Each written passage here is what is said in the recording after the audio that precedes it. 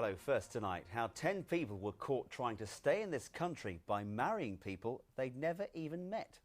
The sham marriages took place at 2 churches in Northampton. In some cases, border agency staff swooped just minutes before the wedding was due to take place. In others, the bride and groom didn't even speak the same language. 10 convicted. I'm in Aston, a village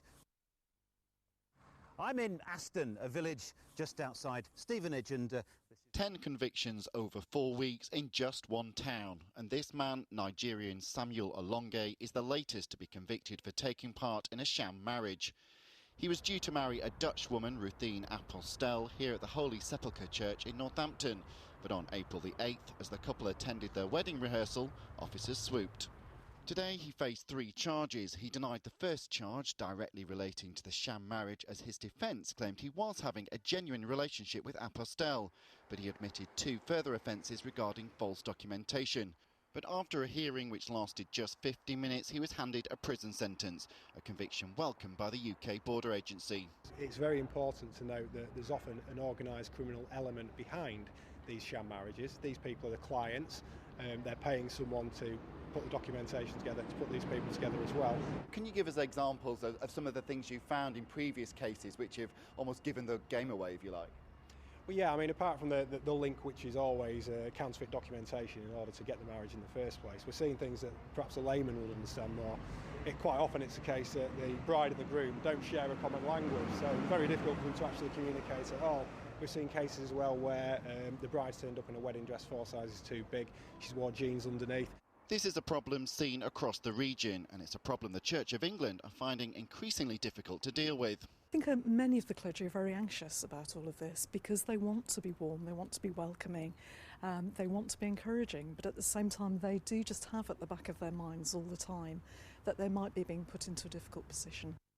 His Honour Judge Metcalfe told Olonge, "You say you were in a serious relationship with Miss Apostel, but I am deeply suspicious about that. But you did prepare the way for what was a totally bogus marriage as far as the paperwork is concerned." He then sentenced him to 14 months in prison with a recommendation that he be immediately deported once that sentence is served. Stuart Radcliffe, BBC Look East at Northampton Crown Court. A row over plans to clean up the site of an old chemical factory have taken a new twist, with an expert claiming it is one of the most dangerously contaminated sites in the country. Consultant Roger Braithwaite was invited to the village of Hauxton in Cambridgeshire by worried residents. The local authorities say they're confident the decontamination work is being carried out properly. They've been cleaning up the site at the old Bayer Crop Science factory since March. As well as the pungent smell, there's a sense of concern that also hangs heavy in the air. And that's why worried residents, some complaining of health problems, invited experts to this public meeting last night. If I was responsible at the council for dealing with this particular site, I wouldn't have allowed it. Roger Braithwaite, a consultant who advised the families in Corby, said although that case was unique in the world, he felt there were similarities here. Also at the meeting, Damien Downing, a doctor who deals with environmental issues. If the people in the village, as I understand it, are suffering from assorted symptoms and reporting very noxious smells, then they must be being exposed to chemicals from the site. We found that what they were saying to us made us a little bit more concerned because they were actually proving to us that it's probably more dangerous than what we anticipated. And that will concern people like Jackie Williams, who claims working near the site has cost her health. I'd come home at the end of a 5-day week there, running my own organic business, and I'd have sore eyes all evening, and it would take all weekend for them to start feeling better. But many in the village say they just want more information. I think what I would like to see is more concrete proof that there will be no health implications at all for any residents here. I really don't know what a lot of people are complaining about. Yeah, it's smelly, but the factory used to be smelly at one time as well. The Environment Agency told us that all organisations involved with the site are working to ensure it is cleaned up safely. Toxicologists say levels of compounds identified so far are unlikely to pose a risk to health.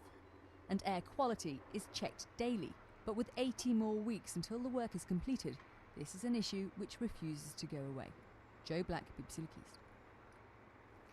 Hundreds of people turned out today in the Norfolk town of Thetford to welcome home soldiers just back from Afghanistan. Tomorrow is Armed Forces Day, when local communities are asked to show support for all the region's servicemen and women, past and present.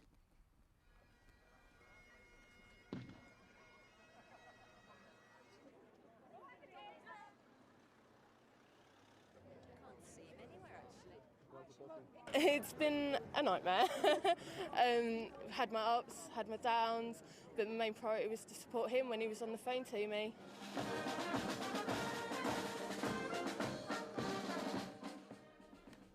Well, we seem to be having some technical problems with that. We'll come back to that report later.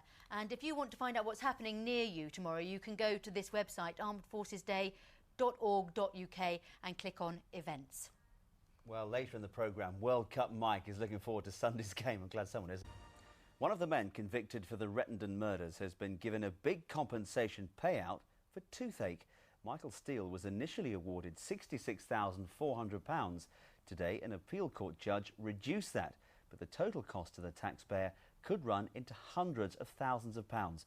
Well, our reporter Kate Riley is in our Norwich newsroom now. Kate. Well, for the last 4 years, Michael Steele's been complaining of what the appeal court judges heard today was persistent severe pain in his mouth. This all relates to an incident where a filling fell out during his time at Belmarsh Prison. Let's remind ourselves of what he was doing in jail in the first place. Steele is one of 2 men convicted of killing 3 well-known drug dealers in Rettendon 15 years ago. Their bodies were found in a Range Rover in a quiet country lane in Essex. So why is he getting these damages then, Kate? Well, last year, Steele was awarded over £66,000 in a compensation deal. However, today, judges at the appeal court thought this was excessive.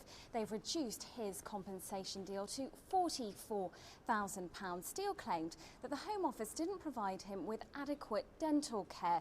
He complained of excessive toothache over a 4-year period. And this has caused outrage. Well, yes, that's thought that if the dental work had been taken more seriously to begin with, taxpayers wouldn't have to be paying for this compensation deal. Earlier on today, I caught up with the Taxpayers Alliance. Budgets are very tight at the moment, and it's very unfortunate that there are a lot of cases like this where prisoners are suing the Home Office or the Ministry of Justice, and it's costing taxpayers an awful lot of money. Now, in this instance, the reward was reduced, and that's a good thing, but really we can't afford to keep paying these huge sums to prisoners in compensation, because it's coming out of taxpayers' pockets. It's worth mentioning that Steele represented himself in court today after his legal aid was withdrawn. Kate, thank you very much.